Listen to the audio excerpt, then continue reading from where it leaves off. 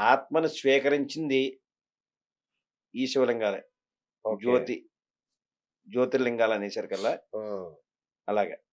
అష్టాదశ శక్తి పీఠాలున్నాయి. అవును.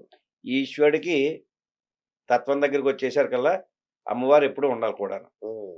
అలాగా అష్టాదశ శక్తి పీఠాలు కూడా ఆ అమ్మవారికి ఇలాగే ఉన్నాయి. అయితే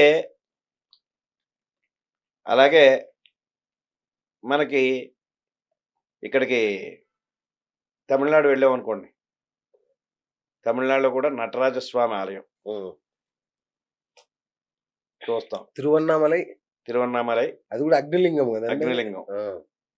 ఈ నటరాజస్వామి అలా తెరదీసి అలా వేసేస్తారు. ఆ 10 నిమిషాల్లో మనం దర్శనం చేసుకోవాలి. ఎక్కడున్నాడా అంటే అది శూన్యం. అచ్చా! అక్కడేమీ లేదు. ఆ!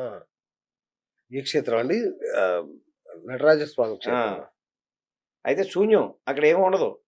అదేరా అబ్బాయి నీకు తెలియని మాయ అని చూపించడమే మాట.